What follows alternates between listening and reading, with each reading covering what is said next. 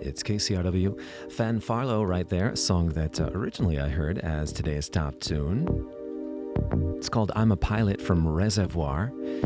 Fan Farlow. Sigur Rós ahead of that, and Gobbledygook from their most recent album. Top of the set was today's top tune for today. So today's Operation Aloha is the band. So today's top tune is a free song download every weekday. And yes, you qualify. It's free. So sign up, why don't you? KCRW.com or the podcast page at iTunes. That song from Operation Aloha was called Failure. I'm Jason Bentley. It's Morning Becomes Eclectic. Created when young artists moved into an abandoned factory complex, the Moganshan Art District is home to Shanghai's exploding art scene. Trendy galleries and modern studios invite visitors to dive into the cutting-edge creativity of Shanghai. Win 5 nights of artful comfort at the one-of-a-kind St. Regis Shanghai, member Starwood Hotels. Return your mailer or join online at kcrw.com. Flights courtesy Cathay Pacific. Act by August 7th. Well, I can hardly believe my eyes. It is true. William Orbit is here in person, in studio. Good morning. Did I hear you forget the day today, Jason? I feel good when I hear people don't know the day, because we're all in the same zone. Well, what William, is the day anyway, Jason? Well, it's Thursday, the 2nd? What July. month? July. Oh, cool. Great. Yeah, but I'm glad you made it. We were nervous for a minute there this morning. You were? Well, I did a stupid thing. I started tweeting about, joking about, hey, isn't there a gig tomorrow? And being very blasé. But I was anything but blasé. In fact, we'll find out how far I got with the backtracks. Can we talk about your Twittering for a minute? Because you are chatty. You are very chatty. I am one of your followers. What does Ariane call me Tweety? Tweety, that's your nickname now. Do you know what I do? I write them out, and then Laurie walks in and says it's too much tweeting, and I erase them all. So they get to go out for about 10 seconds, and I take them out because it's just too much. It's too like stream of conscience. Yeah. And I lose followers every time I do it. Well, sometimes I get up in the morning, and there'll be, 15 tweets from you. I've got to slow down on that. But we love you dearly. You're one of my favorite people in the entire world. We've known each other for a long time, and you've been a favorite personality, producer, musician of KCRW for a long, long time. So no pressure here this morning. Oh, my God. Well, it's I'm feeling quite a lot of pressure, actually. Probably mainly because of the fact that the first track, the backtrack doesn't exist, so we're going to do it acoustically. Like they used to do in the old days. You up for that, Laurie? Yeah, I'm up for it, yeah. Brilliant. All right, well, why don't we... I actually can't hear Laurie in my cans either. Could I get a bit of Laurie? Laurie, are you there? A bit of Laurie. A little bit. Pump up the Laurie volume there a little bit. A little bit of Laurie. It's funny because... Oh, yes, here I am. There's Can a you hear me kind now? of listenership who think that I'm very, very interested in things like compression algorithms and so forth, and they've been asking me kind of questions like that, and I can barely remember the chords of the songs this morning. So the pressure is coming from all sides. I don't want to disappoint anybody. Well, you're a perfectionist, I think, and that is reflected in the music that we hear. It's so meticulous. Oh no, not meticulous. I want it to sound like it's thrown down in a fit of passion. But no, I know, that's just not me. But basically the thing is, Jason, you've got lots of time to sort of do things. It's not like you're flying a jet plane, you couldn't go back and fix it. Unlike this morning, let's see, guitar, that's there. Notes. Yeah.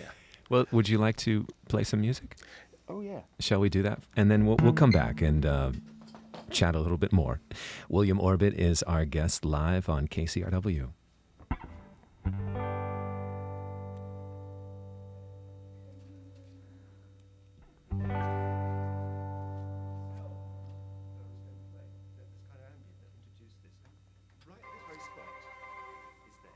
Thank you, sound.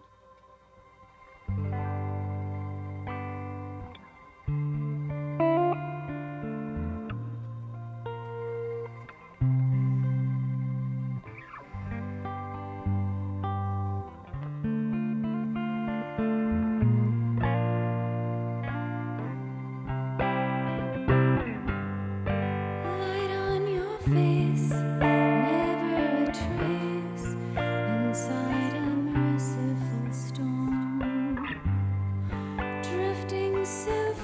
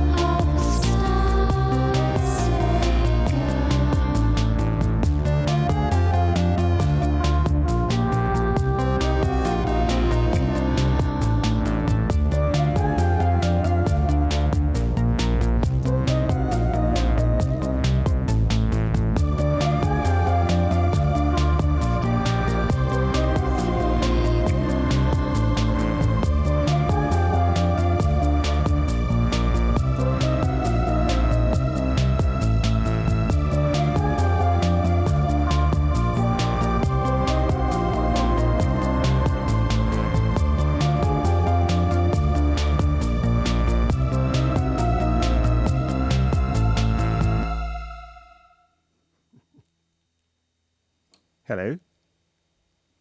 I can't hear anything. Hi, William. Oh, there you are. Sorry, you caught me off guard. I think you caught me off guard. Yes. Can we cover some of the basics I want to tell people about? New album, My Oracle Lives Uptown. Yes. Availability, is this easy to find? If you've got a computer, you can get it online. As far as CDs are concerned, it's been a bit of a challenge getting hold of them. Yeah. But keep persevering, everybody. They're around. I think CDs are getting conflicting reports here, because some people telling me they're dead and would rather do anything, use them as ashtrays. And other people, I got a lot of protests when I didn't initially release it as a CD. So I think CDs are still important. Do you know what they're good for? Is sort of using for, at school we had this game with cards, and you could flick cards at a wall. And if the card landed upright on another one, you won the cards. And you could do games with CDs like that. Sure. So William Orbit is our guest. First set included a few different tracks. Did I hear that Finley Quay Roll the Dice? Yes, except that Finley wasn't on it. No, but I heard the melody. I was just looking at that clip of the OC when they everybody's always talking about it, but I've never seen it, and I finally got to see it on YouTube. And these guys get together after apparently a whole series of almost getting together to the music, to the accompaniment, to the soul accompaniment of that. And because that explains why I keep hearing this reference to this New Year's Kiss, basically. And and the music was used for that. Yeah. And that's what reminded me to bring it down today. So what have you been up to? I know when we spoke over a year ago, you were just coming off of a very involved project in Manchester where you composed and arranged a classical piece for a music festival. It was a lot of musicians. It was about 100 musicians and a choir. And it was quite a challenge because it was written in a language which I initially didn't understand, the little squiggly dots and things. And I never had taken the time to learn music. So I had to realise that I had to communicate in a whole different language, and there was a lot of them.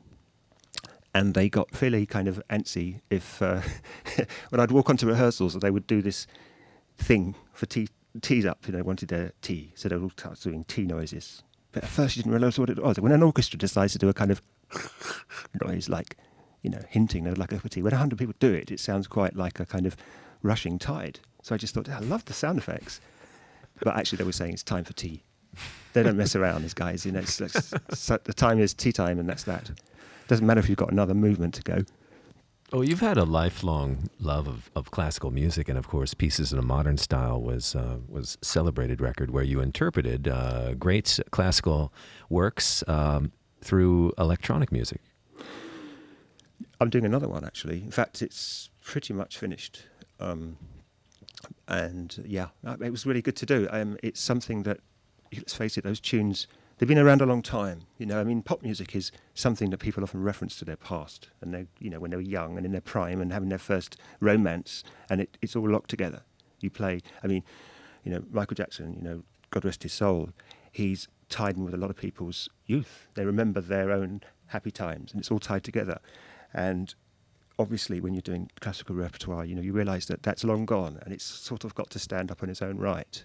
And so you find it's not got those memories for people, and it begs the question, what current contemporary music will make it through on that basis. I'm not saying Michael Jackson's music wouldn't, but I think it would be selected pieces, if you know what I mean, which, with hindsight, would be fine to listen to from somebody who had no idea who it was and all the other things surrounding it. That's important to remember. And that's the joy of doing classical. It's all in the tunes, basically. Was classical music part of your upbringing? I actually don't think I know kind of your youth and where you're coming from. I've known you for a long time, but I kind of checked in as of Bass-O-Matic, I think. Oh, yeah, and that was a long time ago. That's decades, wasn't it? It's like this feels like another world even then. And prior to that, I was living in squats and working with Laurie, taught song and doing kind of a totally different kind of music. And prior to that, frustratedly wandering around Europe, wanting to be a musician, wanting to be an engineer. I wanted so much to work in a recording studio, funnily enough. I desperately wanted to. Didn't know how to remotely go about it. But the classical music was always in my home. My parents are absolutely devoted to it, and I think it goes into your soul. You know, it meant happy times. They would put on some Mozart or some Benjamin Britten, and it meant all's well with the world. And that's, by the way, it wasn't a dysfunctional family or anything like that, but it just got super functional when this beautiful music was playing. And it, you know, I kind of, you know, that kind of thing. Well, you sort of, you know, associate it with love, like chocolate. You know, you get given chocolate as a kid, and you sort of forever linked in your synapses. And for me, it's a bit like that with Benjamin Britten. And the two together, it's a powerful combination. In fact, bring the choc. I need some chocolate now. Well, where's my rider? We can work that out, I'm sure. But were your parents able to appreciate your piece in Manchester? They were diplomatic. They were diplomatic. I mean, they loved. They came. They loved that I did it. They weren't. They don't sort of. They didn't build me up, but they didn't knock me down. And I think that's fair, because I think I actually got that piece. I mean, I was doing a kind of collegiate piece, if you like. I was cutting my teeth as an apprentice. And, it's hard because you've got nowhere to hide. You've got nowhere you can stick an echo on something. And like I did just now, I mean, for instance, we were playing the music and I was getting a techno fear. So I just sat back and sort of didn't do very much, basically. The music was mixed, Laurie was singing, it sounded beautiful to me. We can hardly do that if there is no amplification and the spotlight's totally on you. You know, the classical music gigs, there's bright lights everywhere. There's no hiding place. No cutting corners. No, and the conductors. I've seen conductors who will take a score that's bigger than a telephone directory, if anybody remembers what those are, with loads of lines of simultaneous music, and read it like they're listening to a tune and go, that's nice, and then there's something about that. Memorize it and conduct an entire orchestra from memory, like it's in their head. I was struggling to remember the chords just now. And I once sat on a plane next to this pianist, Japanese pianist, Mitsuko Okudo, and I was in Basematic at the time. We were flying to Sweden, and I said, how much do you practice then? And she said, 14 hours a day. And I looked at her, and she wasn't joking. I mean, it's serious. And she was at her height. I mean, I don't know if you've seen her, but it's beautiful. I mean, it's like somebody's soul coming out. But the backstory, and I was, thinking 14 hours. I think we probably got that much rehearsal in the year, and most of that's just chatting about playlists. So it goes to show that respect is due. And I think my piece was, as I say before, I should probably have done it, with 12 musicians and not being so ambitious. And Jason, I'm not knocking myself back, by the way, and I think I am, and I'm not, but that was wasn't really there. This album, mind you, that's another story. Yeah. Well, talk about your work as a producer. We know you've worked with Madonna and Beth Orton, Finley Quaye, Blur. And I think I imagine the sessions, because you're such a brilliant mess. I mean, and I mean that in the nicest way, but I'm thinking, how do you produce people when? No, I mean, look, even in the studio here, there are wires everywhere, and you're hooking things up. Earlier you gave me these effects boxes, which I guess we're supposed to give away during our subscription drive. Well, I know, I listen to the subscription drives, and I know that it's hard work, and you need stuff. I mean, I know people would really like to have a weekend for two in Paris, all expenses paid. But I thought some people might like a pedal. It's been on the Blur record. That was very much a Blur. All right, the single direct injection box. Yes, and we use it with vocals a lot. $20 pledge right now. But thank you for that. But no, talk about pleasure. How do you manage? Because the results are genius, obviously. Honestly, Jason, let's not go crazy here. It's really a lot of patience and overdubbing, and just stick at it for a long time. I mean, and I have a good ear for what's okay, but what I do is I just keep working it like a sculptor would keep working it, and prodding it and stroking it and massaging it and getting it right and feeding new things in. And it's a process of elimination. Something good is there. Something's good in everything. It's what you take away. That's really what it's about. And not what you add, which is a lesson I'm still trying to abide by. It's really hard. So less is more. That's why Twitter's good, you see. I dread the day when they decide to put, a limit of 300 words on Twitter. It'll spoil the whole thing. because it creates brevity. It creates a limitation to the piece of writing, whatever it is, that actually inspires people to create better. If you give them a blank piece of paper, it's like it's just. And of course, what you shouldn't do is abuse it and do like 10 in a row. I broke the rules there, I think. You have. Yeah. Speaking of limitations, we only have about 15 minutes left, and I want to make sure to get in your second set. So why don't we do that? But I just want to tell you that it's a great pleasure to have you, and great to see you. And we do have copies a little bit later when you finish the next set for the latest CD, My Oracle Lives Uptown. William Orbit is our guest, live on KCRW.